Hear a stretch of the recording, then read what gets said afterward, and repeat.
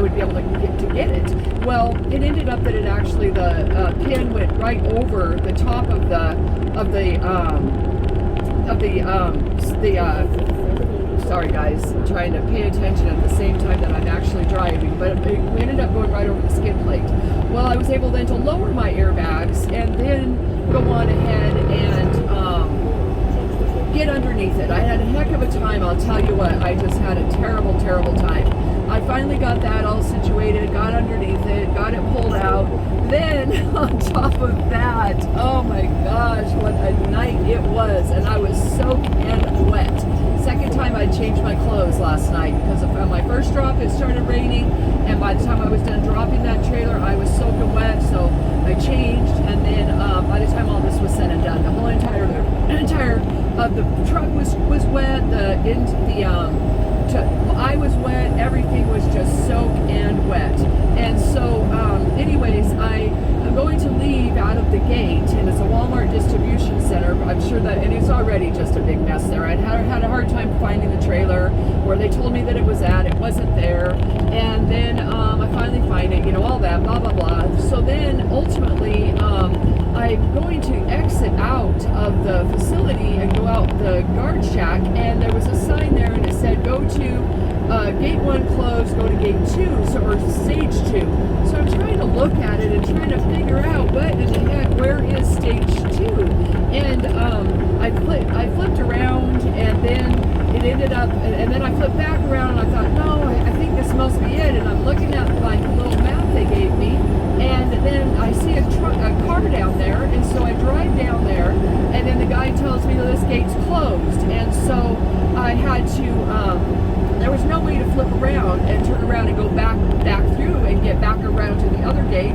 And so I tried to proceed forward thinking, okay, this is, there's going to be a place down here to turn around. No place to turn around. It ended up I actually had to back all the way back out of all of that mess. And it took me forever to get that done. Again, I couldn't see in my mirrors. I knew that there was a gate that was that was back there on the right, and the last thing I wanted to do was hit their gosh darn gate. And I'll just tell you what, I was definitely cussing up a storm. Now that,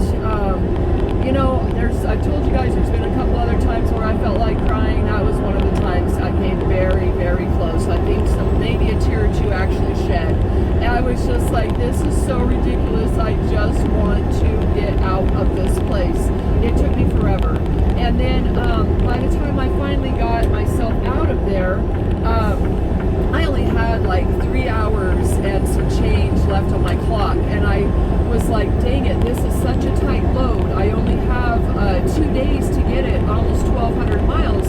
And that means I've got to do 600-mile days each day. And so my true plan was, was to try to grab that load and run it. Well, when I realized I only have 3 hours and some change on this clock, that's going to put me to somewhere at about 3 or so in the morning. And the wind and the rain was so bad that I decided that it would probably be much safer just to give in. And I had already seen a little gas station type of place with a slash truck stop type of place when I was coming in, and I saw that there was a few trucks there, and I saw that probably that was going to be my best bet of where I needed to go on ahead and go. So needless to say, I pulled myself in there and ended up going to sleep. I'm starting out now, and the other thing that happened during all of that is in the haste of everything, I ended up accidentally hitting my sliding fifth wheel. And so I didn't realize there were some big bumps in that place. I mean, terrible potholes that this whole truck would just like fall right into, I swear. And I was not going fast. I was probably going 20. And I hit one of them. I couldn't see it because of the rain the water was so thick on the roadway that I couldn't see that it was a pothole. I hit that bugger and this whole truck just boom, boom. I was like, oh my God. Then the next thing I know, I'm hearing a big boom, and I'm thinking, oh no, did my freight just, hit the back of the wall of the trailer? And so, nothing I can do about it. Obviously, I'm already gone. There's not anything I can do. I can't open it up and check it. There's not a whole lot you can do. So I ended up just going on ahead and, proceeding forward. Well, so today, when I went to take off from where I was at, I got to the stop sign, and I heard that big boom again. Well, then I thought there's something else going on. So I looked down and I realized that I had not locked the fifth wheel sliding knob or whatever you want to call it back into place. And so that's what was going on, is that fifth wheel was sliding back and forth. And oh my gosh, talk about crazy. So I, attempted to make a phone call to ask somebody about what I could do, because I couldn't see how to get it to lock back in place. I realized, okay, I'm going to have to back up or whatever, and that didn't lock it. So I ended up ultimately using my resources, one of my favorite resources. One of the reasons I'm here for you guys is I ended up looking it up on YouTube, and I figured out what I needed to do, and it was actually not too hard. So what I had figured out is that I needed to take the pressure off of the fifth wheel. So I needed to lower my landing gear, raise up the trailer until I heard the air in the airbags escape, because that tells you that the air, it's lifting up and it's releasing off of that fifth wheel. And then at that point, then I come back in and I push the little knob to unlock little button to unlock the sliding fifth wheel, and while I'm holding the brake, and while the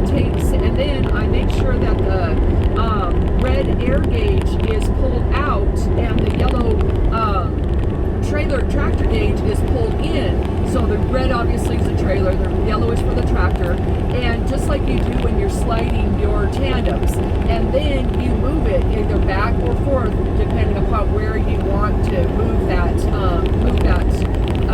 fifth wheel. I'm going to try to learn more about that now, because I also realized during that video that actually that's also has something to do with weight distribution and balancing out your load and stuff. So I'm going to try to learn more about that and play around with that a little bit more.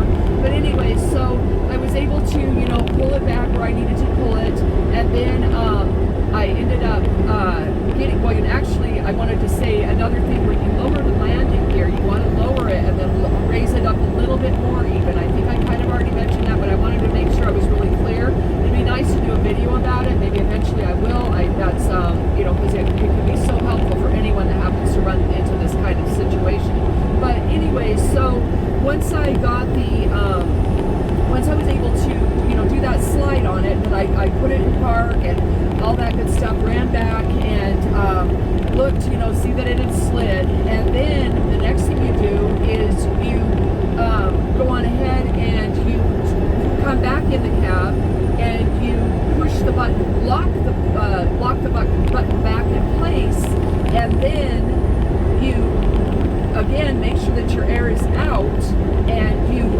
push, you know, if you were already going backwards, go backwards. Obviously you're going to go backwards to move the trailer, move the fifth wheel back, and you're going to go forwards to move it forwards.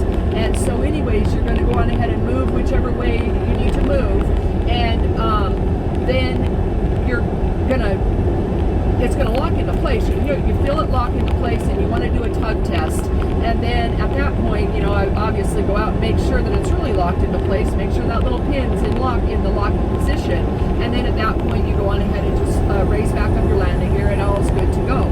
So anyway, what a learning experience, first of all, and what a kind of scary experience and a challenging experience, and all of the above.